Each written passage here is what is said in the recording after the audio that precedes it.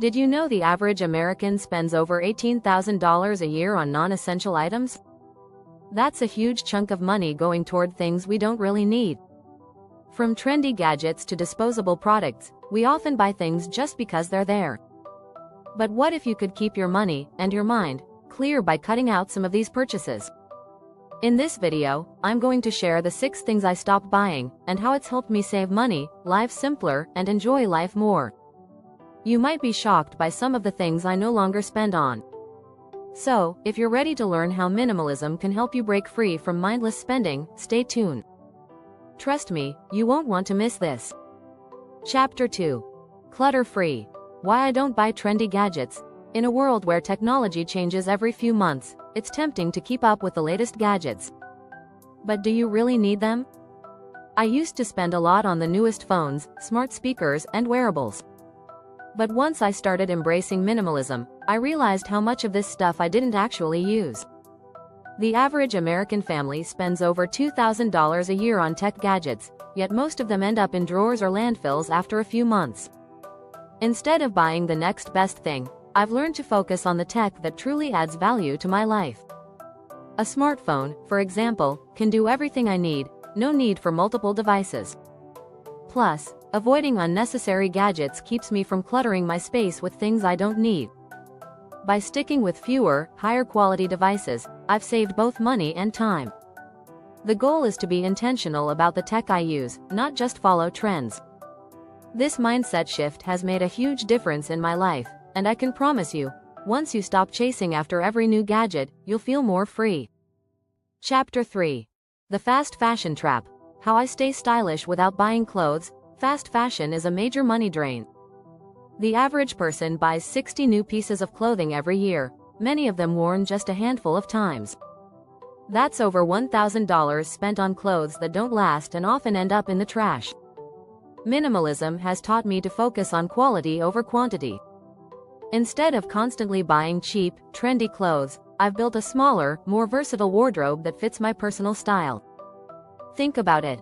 By investing in timeless pieces, I'm not only saving money but also reducing waste. Did you know that textile production is the second largest polluter in the world? By choosing fewer, higher quality clothes, I'm helping reduce my environmental footprint. And the best part? I can wear the same pieces year after year, which means I'm spending less money on clothes overall. This simple shift has allowed me to save both my wallet and the planet. Quick reminder. If you're enjoying these tips, make sure to hit that subscribe button and join the minimalist journey. Chapter 4. Disposable items are out. Why I invest in quality, not quantity. In a world where convenience is king, disposable items seem like a quick fix.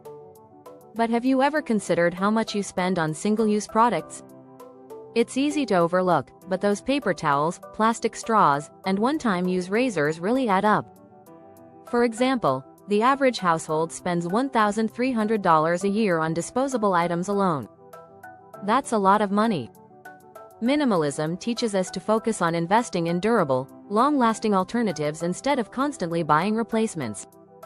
I've switched to reusable cloth towels instead of paper towels, and it's saved me hundreds of dollars over time. If a household switched to reusable towels, they could save up to $300 annually. Reusable bags and stainless steel water bottles have also replaced their disposable counterparts, making my lifestyle both eco-friendly and more cost-effective. By making small changes like this, you not only save money but also reduce your environmental impact. The key is to think long-term and invest in things that last, rather than continuously buying things that only last for a few uses. Chapter 5. Seasonal decor. Less is more when it comes to holiday shopping. Holiday shopping, decorations, gifts, lights, and more. It can be easy to get caught up in the seasonal rush and buy items you don't really need. In fact, the average American spends over $1,000 on holiday decorations each year. But when you embrace minimalism, you start to realize that less is more. It's not about having every inch of your home covered in themed decor, it's about curating a space that feels meaningful and peaceful. Instead of buying new items each year, I've focused on reusing and repurposing what I already own. Simple, timeless decorations like candles or natural elements like pine cones or dried flowers can create a calming, festive environment. I also prefer investing in a small collection of high-quality ornaments rather than buying random, mass-produced items. By keeping things simple, you can focus on what really matters, spending time with loved ones and enjoying the holiday season, instead of chasing after trends and constantly buying more stuff. The minimalist approach to holiday decor isn't just better for your bank account, it's better for your peace of mind. Chapter 6. Convenience foods. Breaking free from pre-packaged meals. If you're like most people, grabbing a pre-packaged meal or snack is tempting. It's fast, easy, and convenient. But did you know that Americans spend over $200 billion annually on processed foods? That's a massive amount of money spent on things that are often overpriced, unhealthy, and, frankly, unnecessary. Minimalism encourages us to take a step back and reconsider our choices. Instead of reaching for that frozen dinner or takeout, I've shifted to preparing simple, homemade meals. It's not as difficult as it seems. The average time spent on preparing a home-cooked meal is just about 30 minutes, and you'll feel so much better after eating real food. Switching from processed to whole foods can save you up to 60% compared to eating out or buying prepackaged meals. Plus, cooking your own meals means you know exactly what's going into your food. It's healthier, cheaper, and more satisfying. By embracing this minimalist approach to food, you can reduce both your grocery bill and your waistline. Don't forget to subscribe to the channel for more tips on simplifying your life, saving money, and living with less.